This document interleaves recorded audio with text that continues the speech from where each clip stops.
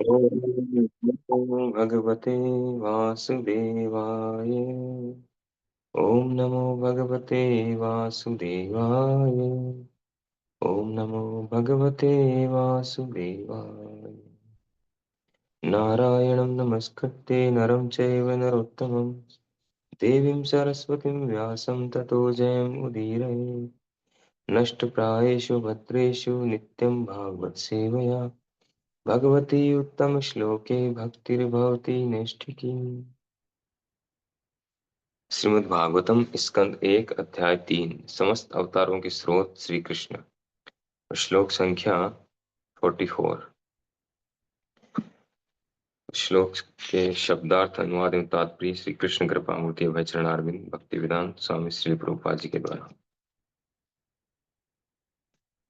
तत्र कीर्तयतो विप्रा विप्रशे भूरि तेजसे अहं चाद्यगमं तत्र निविष्टस्तत् अनुग्रहात् सो अहं वा श्रावयिष्यामि यथाधीतं यथामति। हे विद्वान ब्राह्मणों, जब शुकदेव गोस्वामी ने वहां महाराज परीक्षित की उपस्थिति में भागवत सुनाया तो मैंने अत्यंत ध्यान पूर्वक सुना और इस तरह उनकी कृपा से मैंने उस महान शक्ति संपन्न ऋषि से भागवत सीखा। अब मैं तुम लोगों को वही सब सुनाने का प्रयत्न करूंगा जो मैंने उनसे सीखा तथा जैसा मैंने आत्मसात किया। तात्पर्य: यदि किसी ने शुकदेव गोस्वामी जैसे स्वरूप सिद्ध महात्मा से भागवत सुना है तो उसे भागवत के पृष्ठों में भगवान श्री कृष्ण के प्रत्यक्ष दर्शन हो सकते हैं। लेकिन यदि कोई चाहे कि वह किसी ऐसे व्यर्थ के किराए के कथावाचक से भागवत सीख सकेगा जिसके जीवन का उद्देश्य ऐसे कथा वाचन से कुछ धन कमाकर उसे विषय भोग में लगाना है, तो वैसा संभव नहीं है। जो व्यक्ति काम भोग में लगे हुए मनुष्यों का संग करता है वह श्रीमद् भागवत सीख नहीं सकता। भागवत के समझने का यही रहस्य है। नहीं ऐसे व्यक्ति से भागवत समझा जा सकता है जो अपने संसारी पांडित्य से भागवत की व्याख्या करता हो। यदि कोई भागवत के पृष्ठों में श्री कृष्ण का दर्शन करना चाहता है तो उसे सुखदेव गोस्वामी के किसी प्रतिनिधि से ही भागवत समझना होगा, अन्य किसी से नहीं।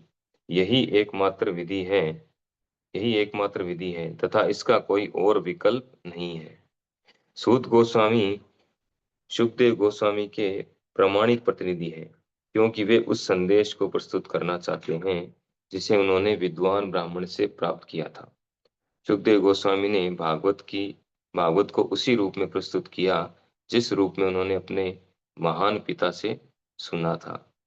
उसी तरह सूत गोस्वामी भी भागवत को उसी रूप में प्रस्तुत कर रहे हैं जिस रूप में उन्होंने सुखदेव गोस्वामी से सुना था। केवल सुनना ही काफी नहीं, मनुष्य को चाहिए कि ध्यान पूर्वक मूल तत्व को आत्मसात करे। निविष्ट शब्द बताता है कि सूत गोस्वामी ने भागवत के रस को अपने कानों से पिया। भागवत को ग्रहण करने की वास्तविक विधि यही है।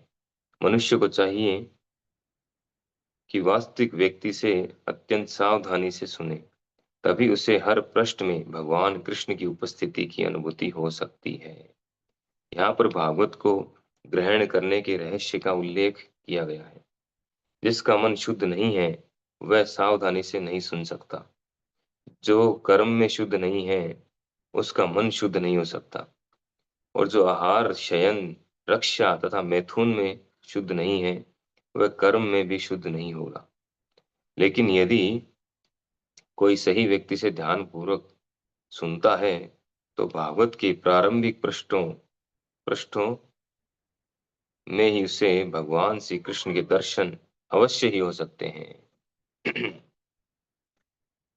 श्रील प्रभुपाद की जय। तो बहुत ही महत्वपूर्ण श्लोक है हम सभी के लिए। पहले के श्लोकों में इस पूरे चैप्टर में ही भगवान के अवतारों के विषय में हमने पढ़ा। अलग अलग प्रकार के अवतार और अवतारों का उद्देश्य, अवतारों के कार्य, शॉर्ट में बताया गया है। फिर हमने कुछ अंतिम 2-3 श्लोकों में पढ़ा भागवतम की महिमा, कि भागवतम कितना महत्वपूर्ण है। और भागवत जो है वो भी भगवान का ही एक रूप है, ग्रंथ अवतार है। तो यहाँ पर अब कह रहे हैं कि भागवत कौन समझ सकता है, कौन व्यक्ति जो है योग्य है भागवतम को समझने के लिए।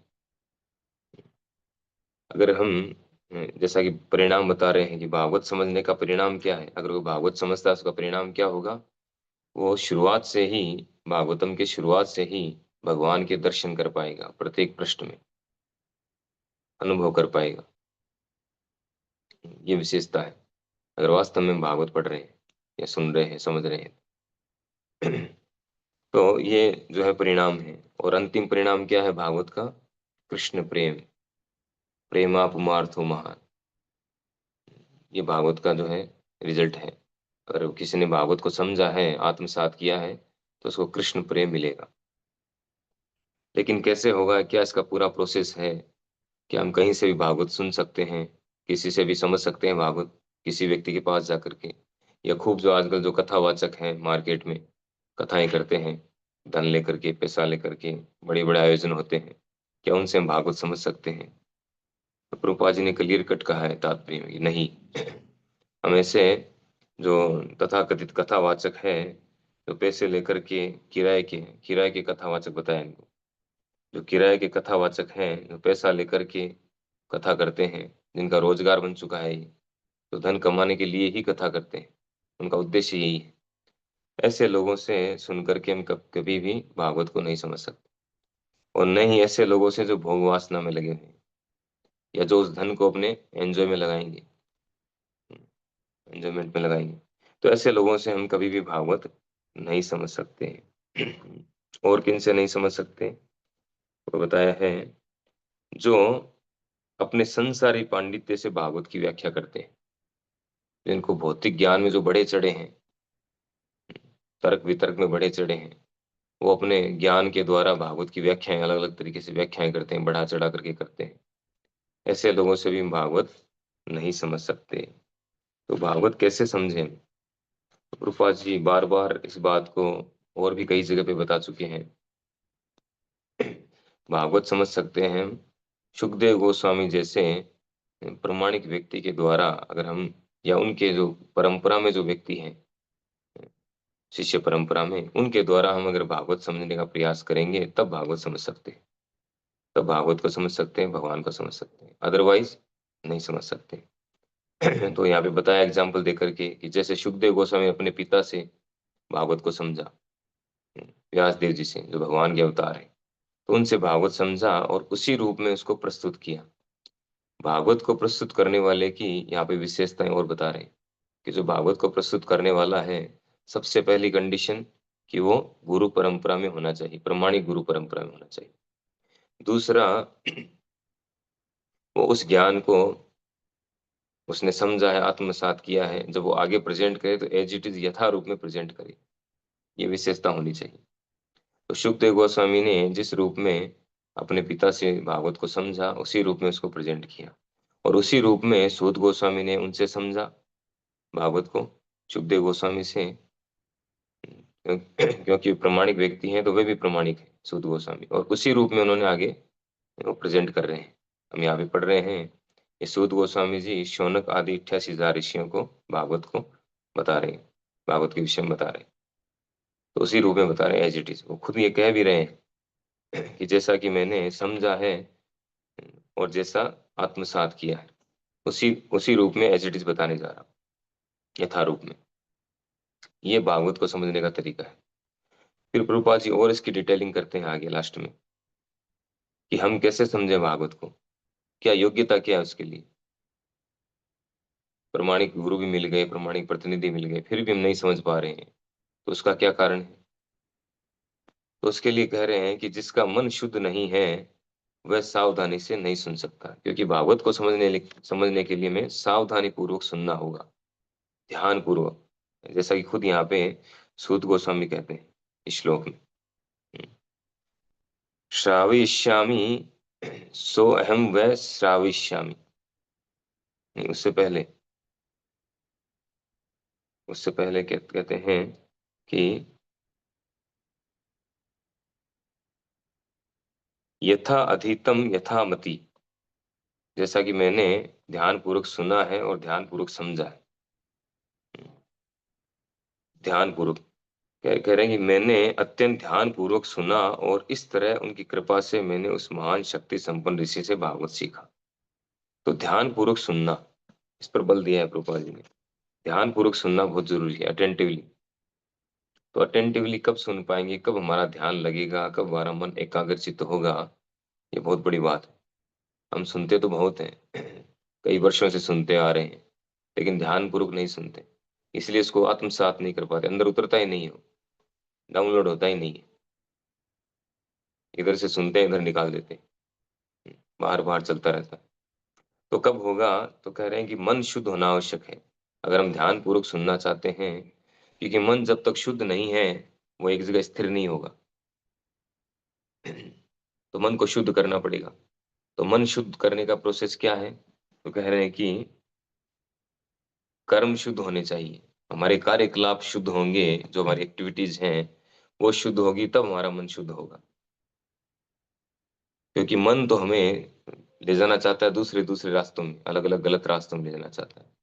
और हमारे इंद्रियां जो है, हमारे कार्यकलाप जो है, इंद्रियों के द्वारा जो हम कार्य कर रहे हैं वो भी हम वैसे ही कर रहे हैं, तो ऑब्वियसली हम मन के साथ रहेंगे, मन के साथ जाएगी हमारी इंद्रियां, हम हम स्वयं भी।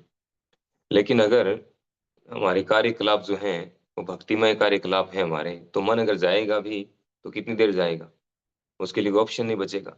मन बार बार खींचेगा, लेकिन हम बिजी हैं, आध्यात्मिक कार्यों में बिजी हैं, तो मन कितनी देर जाएगा, वो वापस आना पड़ेगा उसको। तो थोड़े दिन बाद मन जो है वो भी सरेंडर हो जाएगा।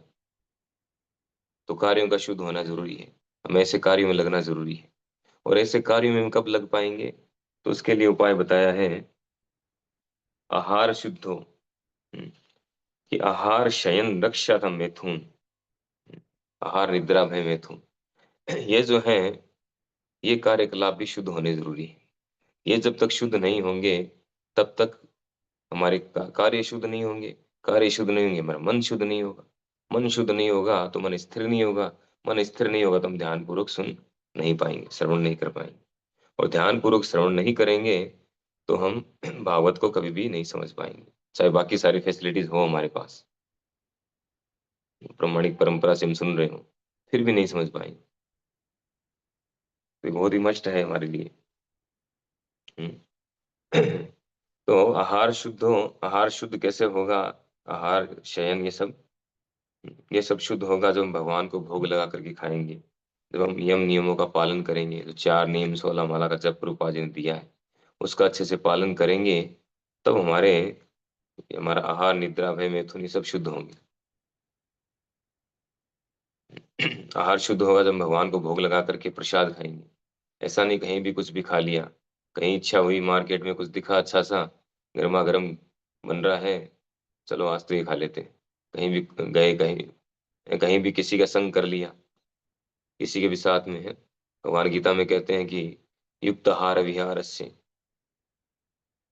युक्त आहार विहार होना चाहिए, युक्त होना चाहिए, युक्त यानी कृष्ण भावना से युक्त। तो युक्त आहार है विहार से, अगर युक्त आहार विहार नहीं है, भगवान गीता में एक जगह और कहते हैं श्लोक में, अयुक्तस्य नास्ति बुद्धि अयुक्तस्य न च अयुक्तस्य भावना न च भाव अभावेत शांति अशांतस्य कुतः सुखम। कि जो युक्त नहीं है,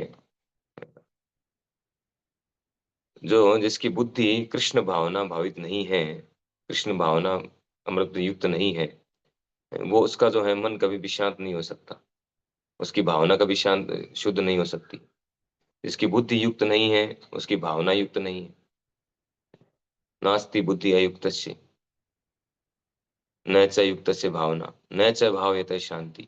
तो उसका मन कभी भी शांत शांत नहीं हो सकता, जो कृष्ण भावनाओं से युक्त नहीं है। और जो जिसका मन शांत नहीं हो कभी सुखी नहीं हो सकता। ये बहुत महत्वपूर्ण है। तो हमें हमारा आहार सोना रक्षा सबको शुद्ध करना होगा, ये सभी कुछ कृष्ण भावना भावित होकर के करना। अगर इस तरह से हम करेंगे ये सारे कार्य, तो हमारे कार्य शुद्ध होंगे।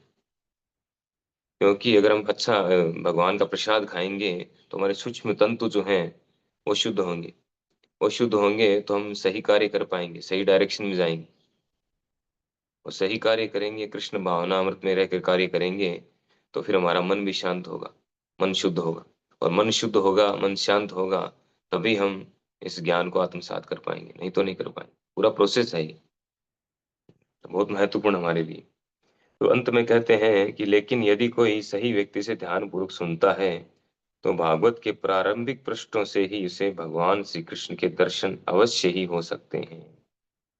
अगर हम ध्यान पूर्वक सुनेंगे। लेकिन ध्यान पूर्वक सुनने का प्रोसेस क्या है? हमें एकदम बिगिनिंग से आहार शुद्ध हो, शयन आहार ये सब शुद्ध करना होगा। आहार निद्रा भय मैथुन, इनको शुद्ध करना, इनको कृष्ण चेतना में रह करके।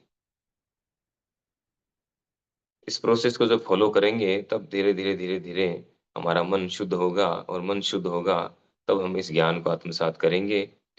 यही प्रोसेस है, तो इसको हमें अपनाना जरूरी है। चैतन्य महाप्रभु कहते हैं कि असत्संग छाड़ी ऐ वैष्णवाचार।